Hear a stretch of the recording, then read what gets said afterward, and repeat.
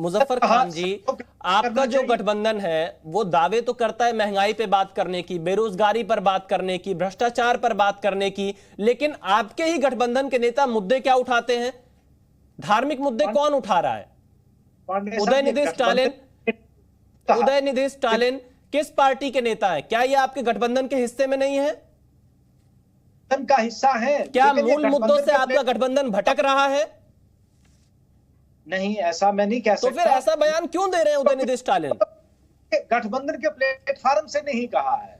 और मुजफ्फर खान जी वो इतने बड़े नेता हैं, डीएमके का बहुत बड़ा स्टेक है तमिलनाडु में जो आईएनडीआईए गठबंधन है, और उनका जो बयान आया है आप उससे कैसे किनारा कर सकते हैं? कम से कम इंडिया गठबंधन के तमाम जो बड़े नेता हैं वो आके खंडन करें कि नहीं करेंगे? पांडे साहब, वो उन्होंने गठबंधन के प्लेटफॉर्म से स्टेटमेंट नहीं दी। मुजफ्फर खान जी, गठबंधन के प्लेटफॉर्म से नहीं दिया पर बयान तो दिया ना उन्होंने। वो आपके गठबंधन के हिस्सा है या नहीं है? वो ऑर्गेनाइजेशन के प्लेटफॉर्म से अगर नहीं है तो उनका इंडिविजुअल बयान है ना। वो आप कहो गठबंधन के मत्थे मत लगाओ उसको, वो उनका इंडिविजुअल बयान है। मुजफ्फर खान जी, मैं आपसे यही कह रहा हूं कि जो इतनी बड़ी पार्टी के नेता अगर इस तरह का बयान देंगे तो आईएनडीआईए गठबंधन से सवाल तो पूछा ही जाएगा। गठबंधन से आप तब पूछ सकते हैं कि गठबंधन के किसी प्लेटफॉर्म से कोई भी व्यक्ति अगर बयान देगा उसको इस्तेमाल करें। मुजफ्फर खान जी, मैं फिर आपसे वही कहूंगा कि डीएमके क्या आईएनडीआईए का हिस्सा नहीं है? बिल्कुल हिस्सा क्या आप है। उदयनिधि स्टालिन को इसका नेता नहीं मानते हैं? बिल्कुल वो है नेता। तो फिर क्यों नहीं आपका गठबंधन कम से कम एक इस पर अपनी राय तो रखे? गठबंधन के शीर्ष नेता क्यों चुप हैं? गठबंधन के अंदर मुख्तलिफ आइडियोलॉजीज हैं। अब गठबंधन किसी एक पार्टी का या एक आइडियोलॉजी का नाम मुजफ्फर खान जी, वही तो कॉमन मिनिमम एजेंडा तय होता है।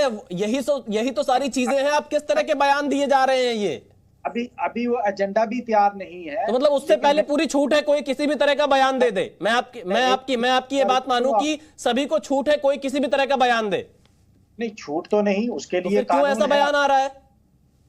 कोई ऐसा गलत बयान देगा तो उसके खिलाफ कानूनी कार्रवाई होगी, लेकिन इसको सियासत में इस्तेमाल करना। या हमारे साथ महंत नवल किशोर दास जी जुड़ चुके हैं, महामंडलेश्वर है निर्वाणी अनि अखाड़ा से। महंत नवल किशोर दास जी, आपने पूरी बहस को सुना होगा, उदयनिधि स्टालिन के बयान को सुना। साधु संत किस तरह से देखते हैं, अखाड़ा परिषद कैसे देख रहा है इस बयान को?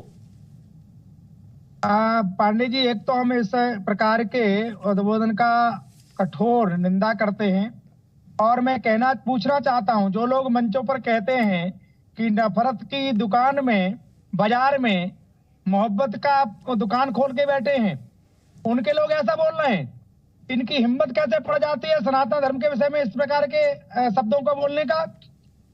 क्या क्या शब्द बोले गए हैं, मैं उनको दोबारा दोहरा नहीं सकता हूं, परंतु मैं आपके माध्यम से समग्र हिंदू समाज का आह्वान करता हूं कि ऐसे लोगों का जवाब ईंट का तरह का पत्थर देना चाहिए, क्योंकि नहीं तो कोर्ट संज्ञान ले। कोई घटना घटती है, कोर्ट संज्ञान ले लेता है। सनातन धर्म के विषय में जिस प्रकार के शब्दों का प्रयोग किया गया है वो निंदनीय है, और सनातन धर्म के मानने वाले सभी हिंदू समाज को इसका जवाब उसी भाषा में देना चाहिए। हिम्मत कैसे पड़ जाती है साहब? हमने किसका क्या बिगाड़ा है? सनातन धर्म को आप मिटा देंगे? अरे तुम्हारे पूर्वज उसी सनातन से निकले हैं। किसी लोभ लालच के कारण जो भी तुम्हारे कारण रहे, वो पूजा पद्धति तुमने बदल दी जी। तो अपने बाप दादाओं को मिटा दोगे क्या आप? हमने किसी के धर्म को मिटाने की बात नहीं की, किसी की आस्था का अपमान नहीं किया। ये देश में हो क्या गया है? ऐसा लगता है मानो हिंदू होना अपराध है। आप हमको कीड़ा मकोड़ा कहेंगे, आप हमको डेगू कहेंगे, और आपको लगता है हिंदू समाज चुपचाप बैठा रहेगा? मैं आपके माध्यम से समग्र हिंदू समाज को निवेदन करता हूं कि ऐसे लोगों का हमें जवाब देना चाहिए, और रोड पर उतर के जवाब देना चाहिए, कानून के दायरे में रह करके। संविधान हमें भी कुछ अधिकार देता है, विसाजी नहीं देता है। हिंदू को जीने का अधिकार है कि नहीं? हमारी आस्था के साथ कोई भी कुछ बोल जाए, कोई भी खिलवाड़ कर जाए, क्या तमाशा है? चलिए, मैं विवेक जी से सवाल लेता हूं। विवेक श्रीवास्तव जी, सीपीआई के नेता हमारे साथ जुड़े। विवेक जी, मेरा वही सवाल आपसे है। मैं चाहूंगा आप राकेश जी के सवालों का जवाब दीजिएगा, लेकिन आप उससे पहले एक सवाल मेरा भी सुन लें। आपके जो तमाम नेता हैं INDIA गठबंधन के, वो बात तो करते हैं महंगाई की, बेरोजगारी की, भ्रष्टाचार की, तमाम और मुद्दों की। आप ये कहते हैं कि देश का माहौल खराब हो रहा है। ऐसे बयानों से क्या देश का माहौल नहीं खराब होगा? नहीं, देखिए, मैंने आपको पहले भी ये बात बोली पांडे जी कि पहली चीज बोलना कुछ और था, शब्द गलत निकल गए, यही हुआ है। वो तो फिर भी स्वीकार नहीं कर रहे हैं विवेक जी, वो इस बात को तो स्वीकार ही नहीं कर रहे हैं जिस बात को आप स्वीकार कर रहे हैं। हाँ, वो एक बार जब उन्होंने, हाँ, तो मैं जो कह रहा हूं आपको, उनका जो अटैक था वो एक, अब देखिए, सनातन धर्म बड़ा धर्म है, 84-85% इस देश में हिंदू हैं, तो वो ये नहीं कह रहे हैं कि साहब 80-85% हिंदुओं के खिलाफ, ना, ये गलत है, ये इंटरप्रिटेशन ही गलत है, और जो इसको इस तरह से इंटरप्रेट कर रहा है वो गलत कर रहा है।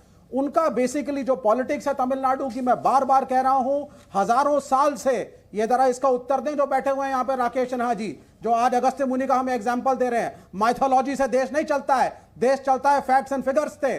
तमिलनाडु के अंदर दलितों का इतना बुरा हाल था कि बांस का डंडा लेकर के घुघरू बांध के चलते थे कि रोड खाली कर दो, मैं एक दलित हूं, मैं आ रहा हूं, झाड़ू पीछे बांध करके चलवाया जाता था। जितना उत्पीड़न दलितों का उस क्षेत्र में हुआ है उसके बारे में भी तो सिन्हा साहब कुछ बोलें, और अगर उत्पीड़न को नहीं मानते हैं तो ये घोषणा कर दें कि रिजर्वेशन नहीं होना चाहिए, जो कि इनकी असली मंशा है बीजेपी की। ये एंटी दलित हैं ये लोग, चाहते नहीं कि अच्छा विवेक जी, हजारों साल तक दलितों पर अत्याचार हुए। सुनिए, अब आप मुझे बोलने दीजिए प्लीज, मैं पूरा समय दे रहा हूं आपको, आप ही बोल रहे हैं इतनी देर से। जी, किस कम्युनिस्ट की बात कर रहे हैं? RSS और जनसंघ में से एक फ्रीडम फाइटर नहीं था। भगत सिंह का केस जो उनके लिए जो लड़ा, वो एक मुसलमान था जिसने भगत सिंह को बचाने की कोशिश करी, और भगत सिंह के विपरीत सरकार की तरफ से जो केस लड़ा, उसका किस संगठन से उसके रूट्स थे? जरा माननीय RSS के से जो जुड़े हुए यहां बैठे हैं, राकेश सिन्हा जी, जरा बताएं। भगत सिंह वो तो कम्युनिस्ट एंड कॉमरेड, गोली खाते थे, इस देश के लिए ब्रिटिशर्स थे, इनकी तरह नहीं कि माफीनामे लिख लिख करके समझौते करते थे और सैलरी और स्टाइपेंड लेते थे। विवेक जी, मैं राकेश जी से जवाब लूंगा। विवेक जी, मेरा सवाल आपसे ये है, आपके हिसाब से सनातन धर्म क्या है? जी, आपके हिसाब से सनातन धर्म क्या है? देखिए, सनातन धर्म, देखिए, सबसे पहले हिंदू सनातन धर्म, जिसकी ये बात आचार्य नवल किशोर जी कह रहे हैं, बड़ी अच्छी बात है साहब। नवल किशोर जी ने मसला उठाया कि साहब ये वायलेंस की बात हो रही है, और मैं इस बात में भी बड़ा खुश हूं कि नवल किशोर जी ने कहा कि जो भी एक्शन लीजिए कानून के दायरे में रह करके संविधान के हिसाब से हो। बड़ी अच्छी बात है साहब। लेकिन नवल किशोर जी, यहाँ इस देश में एक जमाने में एक ढांचा होता था जिसको बाबरी मस्जिद कहा जाता था, उसको आकर के तोड़ फोड़ के एक भीड़ चली गई। उस भीड़ के वीडियोज और फोटोज भी हैं, लेकिन आज तक किसी अक्यूज को सजा नहीं हुई। इसके बारे में दो शब्द बोलेंगे? लेकिन विवेक जी, धार्मिक मुद्दे तो आप लोग उठा रहे हैं ना, आपका गठबंधन उठा रहा है। उदयनिधि स्टालिन धार्मिक मुद्दों को हवा दे रहे हैं। सेक्युलर हैं, धार्मिक मुद्दों को हवा कौन दे रहा है? ये बयान क्या कहलाएगा? जो बयान आया, इसे किस कैटेगरी में आप रखेंगे? He has used the wrong words, वो दलित उत्पीड़न की बात कर रहे थे। विवेक जी, कम से कम अगर गलत शब्द इस्तेमाल किया उस पर माफी मांगनी चाहिए। अगर गलत शब्द का इस्तेमाल किया उस पर आकर माफी मांगनी चाहिए। किशोर जी को बोल दीजिए ना। मैं राकेश जी से जवाब लेता हूं जो आपने आरोप लगाया। राकेश सिन्हा जी, मैं नहीं, एक सेकंड, मैं चाहूंगा आचार्य जो महंत जी यहाँ बैठे हैं वो यहाँ घोषणा कर दें, सभी जातियां एक बराबर हैं, कोई भी पूजा करा सकता है। वर्ण व्यवस्था एक गलत व्यवस्था है, सनातन धर्म में इसको नहीं होना चाहिए। मैं इनका स्वागत करूंगा।